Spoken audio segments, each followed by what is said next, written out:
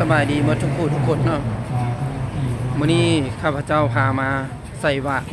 รเดี๋ยวเขาสิอยู่วัดดอนแดงอันนี้มื้อนี้เป็นมื้อห่อข้าวสลากมื้อนี้เป็นมื้อห่อข้าวสลากเป็นมื้อวันที่7 เดือน 9 2025เนาะเนี่ยคนก็เริ่มมาหลายแล้วเนาะนี่เนาะเริ่มสถานที่นี่นะเงินล้านกี่ผู้ที่เป็น37เลยนี่มื้อนี้เป็นมื้อวันอาทิตย์ได้คนสิหลายเพราะว่าคนบ่ได้ฟ้าวไปลาไปกันนี่เนาะบรรยากาศมื้อใส่บาตรขอบุญห่อข้าวไม่มองพวกเงิน1 ล้านกี่นะครับมื้อนี้หลายๆคนก็สิพากันไปลิ้นไปเที่ยวเพราะว่าไปเป็นวันอาทิตย์แดก็สิได้พาครอบครัวไปลิ้นตาดบ่ไปลิ้นน้ำไปพักผ่อนเอาเดี๋ยวเขาสิพาไปเข้าวัดมาแล้วบ่ได้เฮ็ดหยังมากินข้าวก่อนเดี๋ยวเขาสิพาไปโรงทานกันเด้อในอันนี้เป็นโรงทานเนาะโรงทานข้าวปุ้น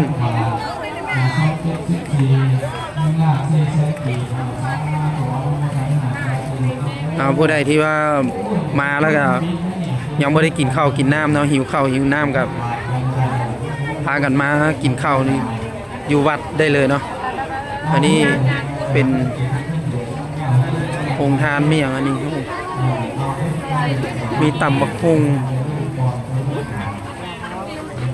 เอาเจ้าสิกินยัง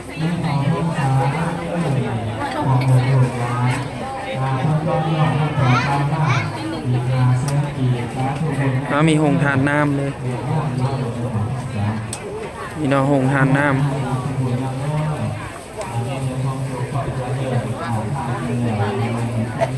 อันนี้โรงทาน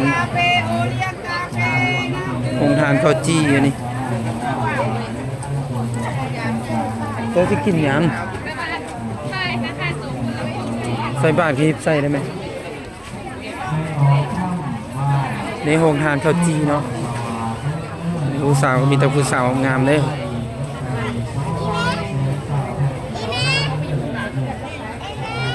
ทั้งงามทั้งใจบุญเนาะนี่โรงทานข้าวจี้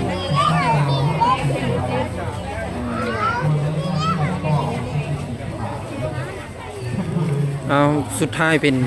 โรงทานปิ้งข้าว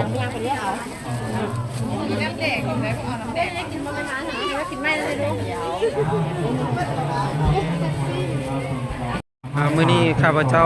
มาบ่ได้ใส่บาตรเพราะบ่มีกูบ่มีขันมีหยังเตรียมมาเนาะแต่ว่าเฮาสิถ่ายบรรยากาศในงานวัดให้เบิ่งเนาะ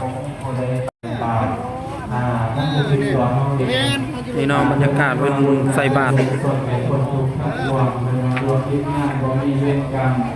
ก็พอได้ทำบุญไว้บาปพิทนตรงนี้มีเพียงบุญมาหลังสวยเป็นว่าเศร้าเจ็บป่วยมุ่งกองหายอาศัยส่วนคุณส่วนบุญสูญจากโลกนี้แล้ววิญญาณหากเราเลยนี่เนาะคิวต่อยาวเหยียดไปฮอดคุณเลยเนาะคือว่าคนหลายพอสมควรต่อฮอดประตูเลยเนาะนี่เนาะคนที่ว่าต่อคิวใส่ถ่าใส่บาตรเอาผู้ใดฟ้าวแล้วก็ลัดคิวไปก่อนเด้อท่านผู้ใดทำกรรมไว้ให้บางคนมาบังสาเป็นว่าเรียนจังไหนคือโมทางเงินก็ผมเฮาผ่านทั้งหลายนี่แหละอันนี้มาทำบุญวันนี้มาแสดงออกบ่งบอกถึงข้อมูลการอยู่กตเวทีคิวนี้ต่อยาวฮอดหน้าประตูทางออกเลยตัวนี้เป็นซิมเพิ่นกำลังเฮ็ดใหม่บาทแดงเฮาเองเด้อไม่ออกการเพิ่นจ้างว่าคนมาอีก100,000 กีบสาธุได้แม่เด้อมาต่อยอด100,000 กีบ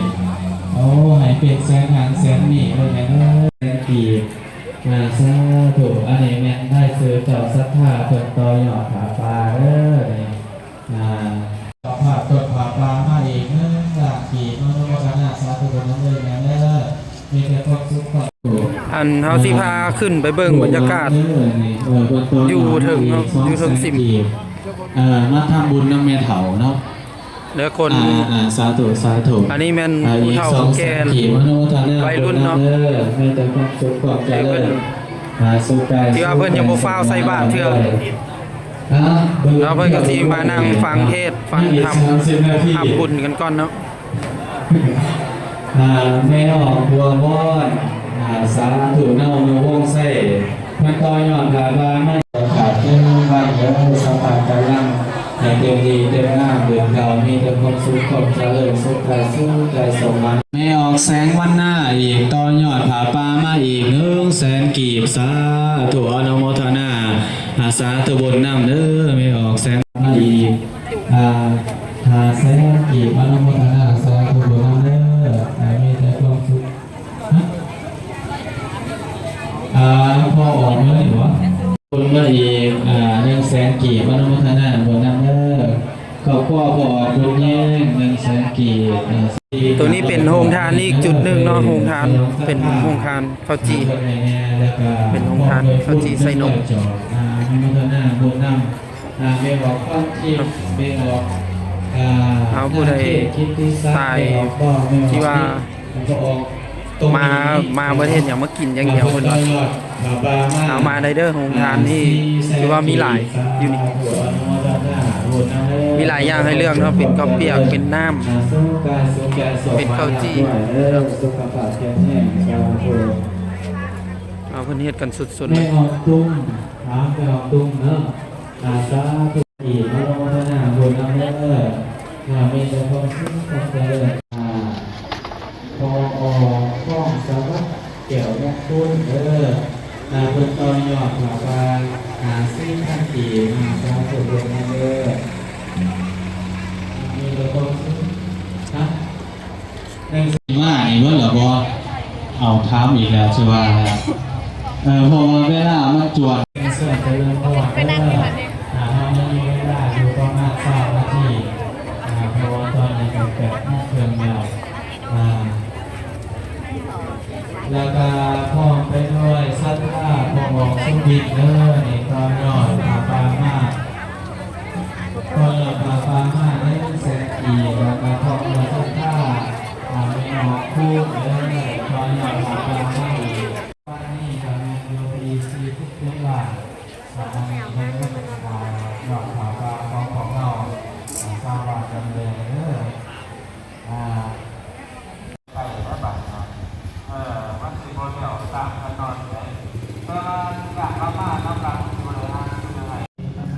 อันนี้มากกว่า47แล้วสาธุเจ้าแม่เจ้ามาถูกนะคะอยากโยกมาเป็นเตาผัดปลาบอลกัน